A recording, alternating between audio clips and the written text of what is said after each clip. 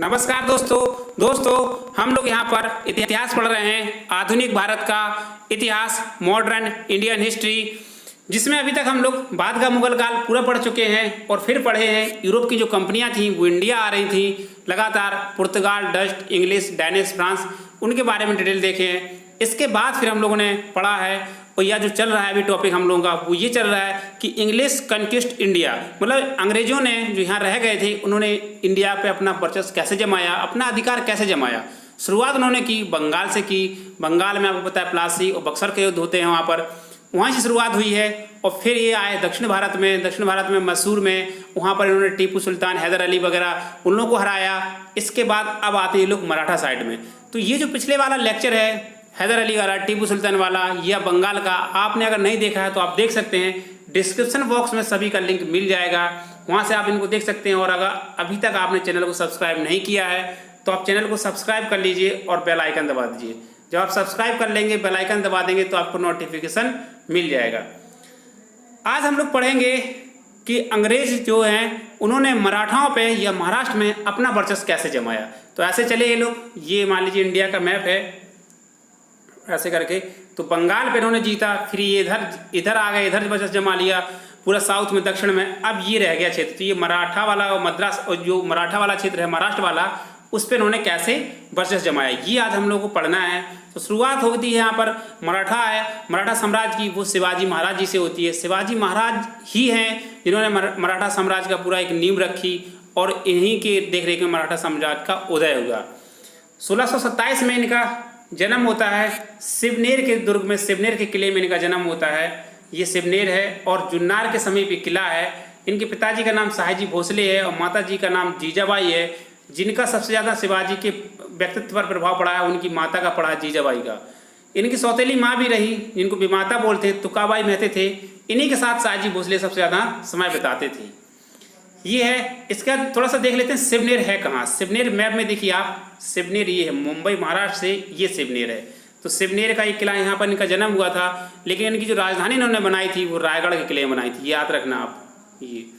तो ये इंपॉर्टेंट है, यहाँ पर शिवनेर के किला जुन्नार के पास में है। बहुत इंपॉर्टेंट क्वेश्चन है, यहाँ से क्वेश्चन ये बनता है अधिकतर। और इनकी राजधानी रायगढ़ थी, ये आप याद रखना शिवाजी महाराज की। हालांकि इनके बारे में हम लोग डिटेल पढ़ेंगे जब मध्यकाल का भारत का इतिहास पढ़ेंगे, तो इनके बारे में डिटेल है। उनकी पॉलिसी कैसी थी, क्या ये लोग चलाते थे। अष्टप्रधान थे इनके, जो 8 एक अधिकारियों का समूह था, दल था, उनके बारे में डिटेल जानेंगे। बहुत इंपॉर्टेंट है, पूरा डिटेल इनके बारे में जानेंगे मध्यकाल के भारत में। यहाँ पर सिर्फ ओवरव्यू ले रहे हैं क्योंकि हम लोग को मराठा अंग्रेजों के बीच लड़ाई पढ़नी है, तो पहले मराठाओं का उदय कैसे होगा ये तो जानना जरूरी है ना। तो इसलिए इसको यहाँ पर ओवरव्यू ले रहे हैं। अब शिवाजी का जो राज्याभिषेक होगा वो 1674 में होगा। आपको बताया हमने कि रायगढ़ के किले में होगा, रायगढ़ अभी दिखाया आपको मैप में। और राज्याभिषेक जो कराया है इन्होंने, काशी के पंडित रहे गंगा भट्ट ने कराया था। तो ये इंपॉर्टेंट क्वेश्चन बनता है यहाँ पर, कब होगा 1674 में, कहाँ होगा रायगढ़ के किले में, किसने कराया, काशी के पंडित गंगा भट्ट ने। चारों क्वेश्चन, चारों क्वेश्चन यहाँ पे इंपॉर्टेंट हैं, याद रखना आप। राजधानी रायगढ़ थी, बताई दिए। आध्यात्मिक गुरु थे जो इनके शिवाजी के, वो रामदास थे। इन्होंने एक बुक भी है 10 बौद्ध नामक, बहुत इंपॉर्टेंट बुक है। इनके राजनीतिक गुरु थे दादाजी कौंडदेव। मराठा और जो संत थे जिनका शिवाजी के व्यक्तित्व पर बहुत ज़्यादा प्रभाव पड़ा, वो तुकाराम, एकनाथ, नामदेव, ऐसे संत रहे। इनका बहुत ज़्यादा प्रभाव पड़ा शिवाजी के व्यक्तित्व पर। इनके जो टोडरमल थे वो अन्नाजी दत्ते थे। और जो इनकी भूराजस्व व्यवस्था थी, जो जमीन वाला सिस्टम की, वो रैतवाड़ी थी। रैतवाड़ी, महलवाड़ी, ये हम लोग पढ़ेंगे डिटेल, अभी बस आप इतना जान लीजिए।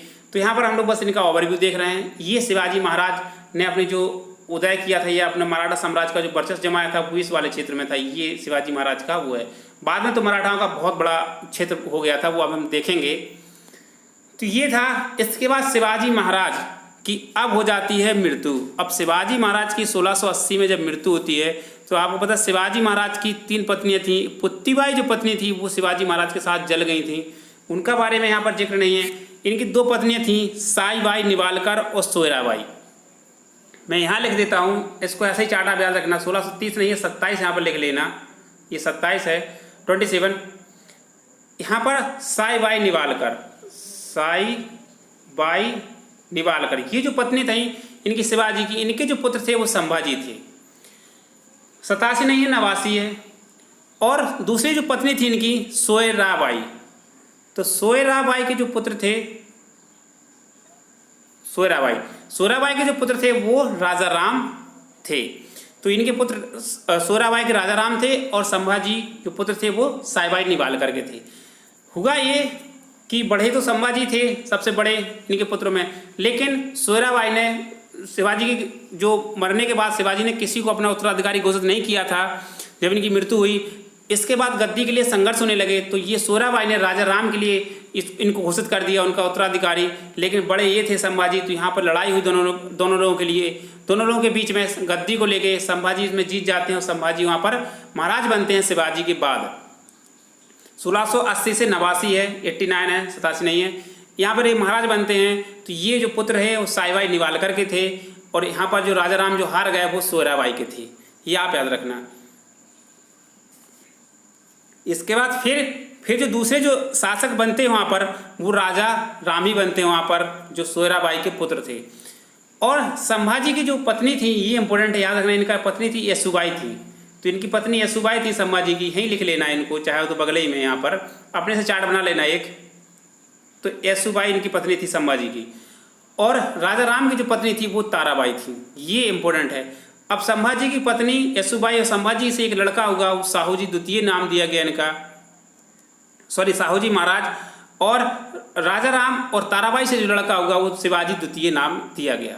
तो संभाजी पहले बने शासक, फिर राजा राम बने, फिर शिवाजी द्वितीय शासक बने तीसरे नंबर पे, और चौथे नंबर पे साहूजी महाराज बने, ये है। और साहूजी महाराज के बाद मराठा साम्राज्य में फिर स्टार्ट हो जाता है, वहाँ पर उनका जो पेशवा का सारा काम धाम, तो पेशवा स्टार्ट हो जाते हैं वहाँ से, तो वो हम डिटेल देखेंगे आगे, लेकिन अभी हमने आपको ये बता दिया। तो ये याद रखना भी सोयराबाई है, सोयराबाई के पुत्र हैं संभाजी। ये आपका सॉरी ये सोयराबाई हैं, इनके पुत्र हैं राजा राम, और ये जो है ना वो सायबाई निवालकर हैं, इनके पुत्र हैं संभाजी। ये थोड़ा सा याद रखना। इनकी जो पत्नी है वो येसुबाई, इनकी पत्नी है ताराबाई। चलते हैं थोड़ा सा। तो इनके बाद जो शासक बने वो नंबर 1 पर संभाजी बने, फिर राजा राम बने, फिर शिवाजी द्वितीय, फिर साहूजी महाराज बने शासक। अब इनके बारे में थोड़ा सा जानते हैं डिटेल। संभाजी महाराज जो शासक बने हैं 1680 से 89 के बीच में रहे।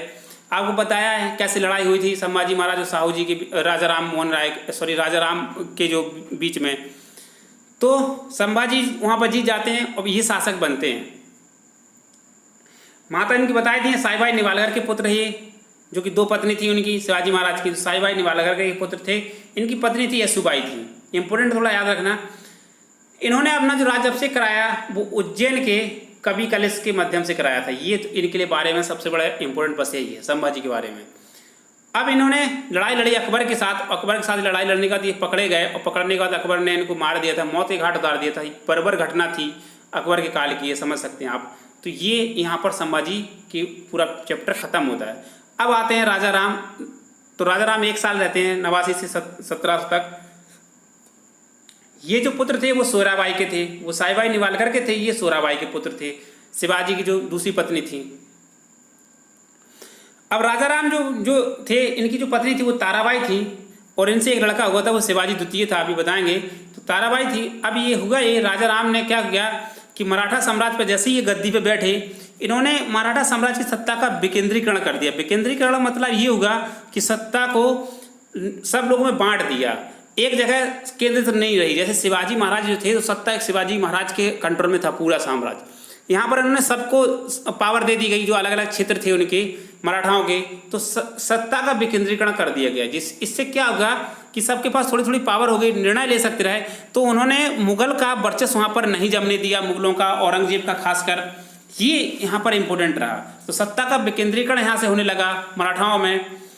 इसके बाद लड़ाई तो रुकती नहीं है, लड़ाई होती है मुगलों के बीच और फिर मराठाओं के बीच, जिसमें इनके जो राजा राम रहे उस समय, तो राजा राम रहे महाराज, तो इनके ये जो लड़ाई लड़ते हैं, लेकिन ये लड़ाई नहीं लड़ पाते हैं, ये भाग जाते हैं और छुप जाते हैं, विशालगढ़ के किले में छुप जाते हैं।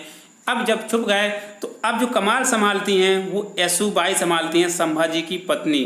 संभाजी की पत्नी येसुबाई कमान संभालती हैं। राजा राम मोहन राय के भाई रहे संभाजी, दूसरी वाइफ के सायबाई निवालकर के पुत्र थे, उनकी पत्नी है येसुबाई। येसुबाई सारा मामला संभालती हैं, वो लड़ाई लड़ती हैं मुगलों से। जब लड़ाई लड़ती हैं तो वो भी पकड़ी जाती हैं साहूजी महाराज के साथ, अपने लड़के के साथ, और मुगल इनको पकड़ के ले जाते हैं औरंगजेब। अब जो राजा राम भाग गए थे वो वापस आते हैं और सतारा की तरफ चले जाते हैं। सतारा में अपना अधिकार जमा लेते हैं, वहाँ पर ये अपनी राजधानी बना लेते हैं सतारा को, और इनकी फिर 1700 में मृत्यु हो जाती है। तो इनका जो अब काम चलने लगा वो सतारा से चलने लगा पूरा इनका। सतारा में इन्होंने अपनी राजधानी बनाई। ये था रायगढ़ से हटके, तो ये सतारा है, ये मैप में देख लीजिए आप, महाराष्ट्र मुंबई से सतारा है, नीचे की तरफ पुणे से नीचे। अब आते हैं जो वो शिवाजी द्वितीय राजा राम और ताराबाई के पुत्र हैं ये। राजा राम और इनकी जो पत्नी है ताराबाई, इनके पुत्र हैं ये। छोटे रहे तब भी शासक बन गया, क्योंकि राजा राम की मृत्यु हो गई थी। राजा राम की मृत्यु होने के बाद ये शासक बनाया गया इनको शिवाजी द्वितीय, लेकिन शासक ये नहीं थे। असली कमान जो संभाल रही थी वो ताराबाई संभाल रही थी। ये इंपॉर्टेंट क्वेश्चन यहाँ से बनता है, बहुत फेमस है ये ताराबाई। तो ताराबाई कमान संभाल रही थी, ये तो सिर्फ नाम मात्र थे, संरक्षक जो थी वो ताराबाई थी। प्रसिद्ध मराठा वीरांगनी है ये ताराबाई, समझ लीजिए आप। औरंगजेब की मृत्यु के समय आपको पता है दक्षिण भारत में इनका परचम लहरा रहा था मराठाओं का, और ये ताराबाई के नेतृत्व में चल रहा था सब कुछ, इसलिए बहुत इंपॉर्टेंट है ये। औरंगजेब की मृत्यु के बाद बहादुर शाह प्रथम शासक बनता है, और ये करता ये है कि इसका भाई खासकर, ये तो नहीं, कि साहूजी महाराज को जो बंदी बना लिया गया था इनकी मम्मी के साथ, यशुबाई के साथ, तो इनको मुक्त कर दिया जाता है साहूजी महाराज को। जब साहूजी महाराज मुक्त होके आते हैं तो ये दक्षिण भारत की तरफ जाते हैं, और ताराबाई वहाँ पर जो शासन कर रही थी, ताराबाई के साथ इनकी लड़ाई होती है। ताराबाई इनकी चाची हैं, आपको पता है। तो ताराबाई के साथ इनकी लड़ाई होती है, और साहूजी ने फिर ताराबाई को पराजित कर दिया है, और सतारा में अपना वर्चस्व वहाँ पर जमा लिया साहूजी महाराज ने। साहूजी महाराज ने वहाँ पर अपना वर्चस्व जमाया, तो साहूजी महाराज ने 1707 से 48 तक वहाँ पर शासन किया। और इनके शासन की सबसे इम्पोर्टेंट जो विशेषता थी कि अब मराठाओं की जो पदवी थी वो खिसक गई थी पेशवा की तरफ। तो असली कर्ता धर्ता आप सारे पेशवा होने लगे थे, तो पेशवा थे। और जो पहला पेशवा जो बना था वो थे बालाजी विश्वनाथ, इनको मराठा साम्राज्य का द्वितीय कह सकते हैं कि आप संरक्षक कहा जाता है, या मराठा साम्राज्य का जो स्थापना हुई द्वितीय इनको स्थापक कहा जाता है, संस्थापक कहा जाता है। ये था। अब हम पढ़ेंगे कि मराठा साम्राज्य का जो पेशवा आए, तो पेशवा कैसे आए, कौन कौन पेशवा हैं, उनके बारे में हम लोग डिटेल थोड़ा सा देखेंगे। हालांकि यही रहेगा चार्ट, जो पेशवा वाला भी नीचे है ये पूरा, लेकिन यहाँ पर आप थोड़ा सा जो आपको हम बताए हैं वो आप देख लेना। संभाजी, मैं फिर बता दे रहा हूँ आपको एक बार अगर आपको लगे, जो संभाजी रहे वो साईबाई निवालकर के पुत्र थे। साईबाई निवालकर यहाँ लिख लेना, तो इनके पुत्र थे। और सोराबाई के पुत्र थे वो राजा राम थे, और संभाजी की जो पत्नी थी वो यशुबाई थी। इनके जो लड़का हुए वो साहूजी महाराज हुए, और इनकी जो पत्नी थी वो ताराबाई थी। इनके जो लड़का हुए जो शिवाजी द्वितीय हुए। पहले शासक ये बने, फिर शासक ये बने, फिर शासक ये बने, और फिर साहूजी महाराज सबसे लास्ट में बने। ये है पूरा मराठाओं का वो। तो अगर आपको ये लेक्चर पसंद आता है तो आप लाइक कर सकते हैं, और नहीं आता तो डिसलाइक करके कमेंट बॉक्स में बता सकते हैं कि क्यों पसंद नहीं आ रहा है। कोई सजेशन इंप्रूवमेंट है तो वो भी दे सकते हैं। अगर पसंद आता है तो लाइक के साथ आप सब्सक्राइब कर लीजिए और शेयर जरूर कर दीजिए। जय हिंद, जय भारत।